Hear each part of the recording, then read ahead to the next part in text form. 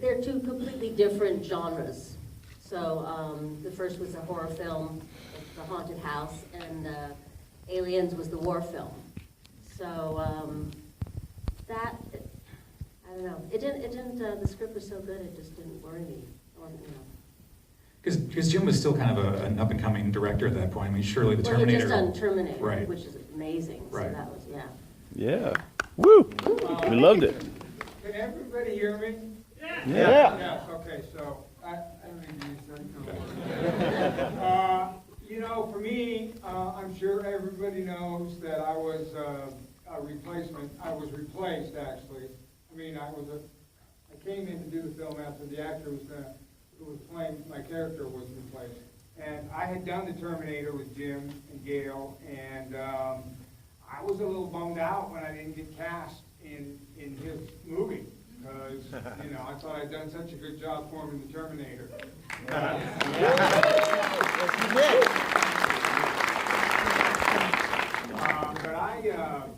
I had read the script, and, all actors, when they read a script, can tell this is something that, I want to do, I want to be involved with. And I've worked with Jim, and I've worked with Stan also, and I, knew how brilliant those two guys were. I mean, I just knew. There's a great documentary on YouTube on the making of the Terminator, with that little 5-parter retrospective. It was us about 5 years later, and the same with Aliens. And so you can tell after watching the documentary on the Terminator.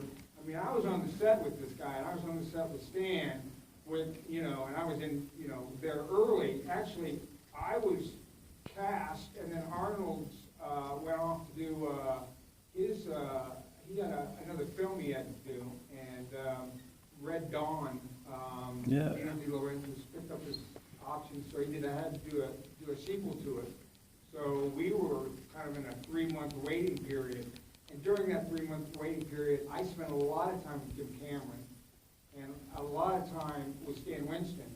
And when I got to the sets at Pinewood, the sets were like unbelievable. I mean, the sets were just crazy, like, oh my God, this is like gonna be a big movie, So I was, excited about it, and I got just I parachuted in. I missed all the BS, marching around the fucking studio, learning how to carry our guns kind of stuff. Were you in the power station? The Acton Power Station? No, I never did the That was Acton. the first 2 No, weeks. yeah. No, I actually had to wear everybody got to put their vests, everybody got to paint their vests, and Paxton's got his girlfriend's name on it, and so on and so forth. And the actor that I replaced,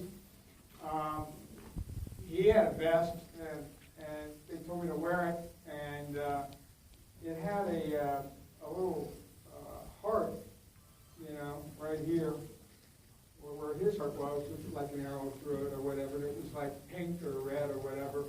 And I said to Cameron, Jim, fucking looks like a bullseye to me. Can I, maybe not wear this? And he was afraid that maybe there were some shots that he might be able to use at that point with that vest on. So he said no. When Jim says no, he means no. And it's been a wonderful, wonderful experience. We've all been together kind of recently with Jim and Gail and Sigourney over the last 6 months a number of times, and it's obviously a classic. I say it now. I never said it before, but it obviously is now.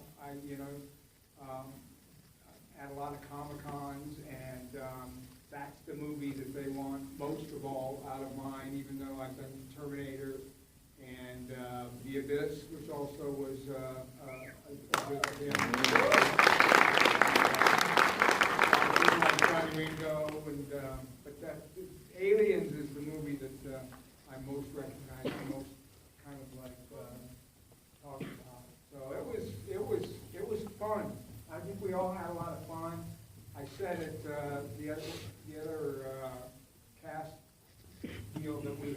like there was no, it never felt like there was any jealousies between any of the cast members or, you know, any disrespect from Jim or Gail, or, I mean, they were hardcore. They were, but this one. Woo! Yeah. Woo!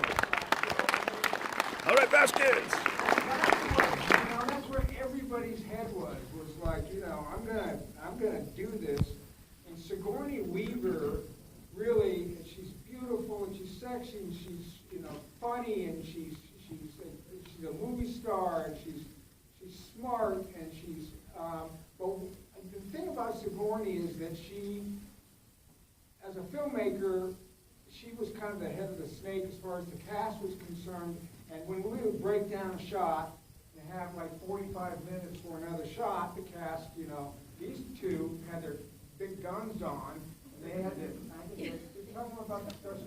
Yeah, we had to, the smart guns were, it was you probably, I don't know if you know, it's a Steadicam unit. And so instead of a camera on it, it was a gun. It was an anti-aircraft missile gun. It weighed about 75 pounds.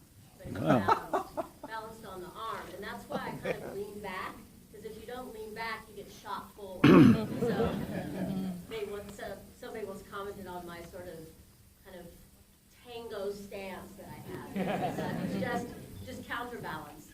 And but they were so nervous about taking it off, and that it would take so long to put back on, that they Jim had these special stools made for Mark and I with like a little slot for it to put. So in between shots, everybody was, you know, going and getting coffee and eating. We had to sort of sit on our stool with our weapons. And there's actually this picture of me that fans bring, and I look really mean and tough, and I'm looking at where I am, the background and how the gun is, and I'm thinking, what scene is this from? And then I realized it's not a scene, it's me off camera resting on my stool. Just looking really upset. So. Wait, Rick, can I jump in really quick? Can I just, or you have to finish the story here? Yeah, I was just Okay, going to say that basically, so in between shots, you break down a shot, she would go to her stool, you know, 45 minutes, or sometimes it would take an hour, or 15 minutes, or whatever it was. It's always like, you know, the ADs wanting the actors back on the set again. And it's always them wrangling the actors, trying to get the actors there. And the thing about Sigourney Weaver is that she was always there. And, you know, she was the star of the movie. So she, you know, when you heard like, okay, you know, we need you on the set, Sigourney's on the set, it was like, oh wow, man, I'm blowing it here. Sigourney's on the set, and I'm not there. You know, you definitely want to be there before the start of the movie, before Sigourney's there. You know, so, and she was always like, I mean, right there. I mean, she never waited on her in her trailer. You know, she was never making a telephone call. Never waited for her ever. So she was always like, bang, bang, right there. So we all had to be in front of her. We had to be, you know, there before her. Out of respect, you do that as an actor, right? And so that's that story. I would say, I mean, we just all basically knew that we were having a blast, man. We just having a great time, and I don't think anybody was thinking, like, is this going to top the first one? Or it was so different, such a different film.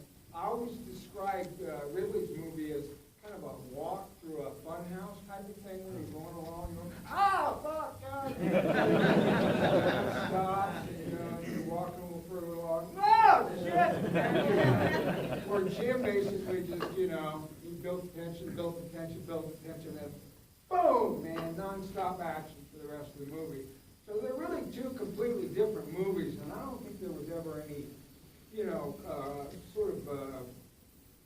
you know, I don't think it was on anybody's mind that we were, you know, following a really brilliant movie in itself, Ridley Scott's first Alien, which was, you know, and still is, you know, a brilliant movie. I mean, it's a brilliant film. But the pressure for Aliens was that basically created the